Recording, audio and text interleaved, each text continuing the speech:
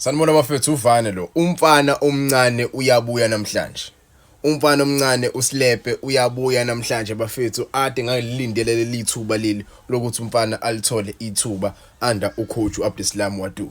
Nikhumbula kahle ke bafethu uSilepe during i-preseason he suffered injury ngokuzwa kwami. Yabo kuthiwa umjida walimala but ke wabuya wayilulonga mfethu umjida wabuya waba right but ke under ucoach Abdeslam Wadu ubengakazi alithole ithuba lokuthi ayibonakalise uthi umdlali naye udeservayo uthi adlale njengoba nibabona uCameron Dancing bedlala kanje for Orlando Pirates. Phela uSilepe last season mfethu he was that shining star, that shining rising star under uJose Riveiro bafethu ethola ama minutes isizini isizophela last season eyibonakalisa umjida wazi wathola nje i-call up from Hugo Broos wadlalela Bafana because umfana omncane wayedlala ngempela. So it's good for him ukuthi abuyele ku team. Siyamdinga ku team right now. We need the likes of Silepe. Yabo kuyangijabulisa kakhulu ukuzwa le ndaba because eyinsukwini ngizwe indaba ngoSilepe engayithandanga.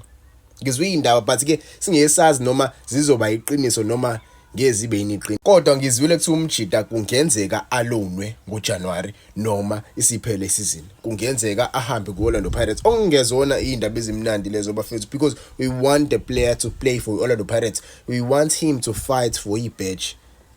Angahlali le kuma stands. Mina bengengithanda ukumbona mfethu umjida eloniwe. Angifuje uqama beyimthanda because ngizwele kuthiwa ikhona iChippa United neUbit College lo ma club omabili afuna ukuthola isigning yakhe umjida on a loan. Imagine letting go of uSilepe bafethu. Imagine letting go of uSilepe. I don't want to put other players under the bus but this boy is a gem.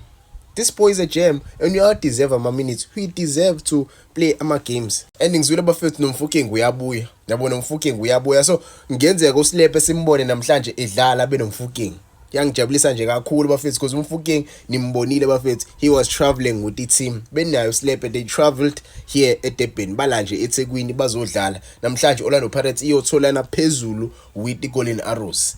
I'm hoping to see these boys getting some minutes. I'm hoping to see Mfokeng eyiqala igame namhlanje. Jwani imbona nje bafethu uSilepe la bafethu umjida ukhona. Umjida ula eThekwini. Ula eThekwini. Mfokeng bafethu usepholile injury yakhe. Injury yakhe isipholile. Siyamdinga Mfokeng ekhona kuOrlando Pirates. Kuba bekhona kule game esibuya kuyona Mfokeng mhlambe ngabe sikwazile ukuyiwina leya game. I'm not saying ezinye zezinto but ukuba bekhona bese ukwawusiwin leya game esiphuma kuyona but ke abafana bangidlalelile last game and ke le game esoyidlala nayo ibaluleke kakhulu siyawudinga u3 points so iGolden Arrows kumele nje ilwe ngempela mifuna ukudlula la kule Orlando Pirates kumele ilwe ngempela abafana abancane bayeza Mfokeng Silepe ziyangijabulisa le ndaba ngangitshela noma comments how do you feel about this news.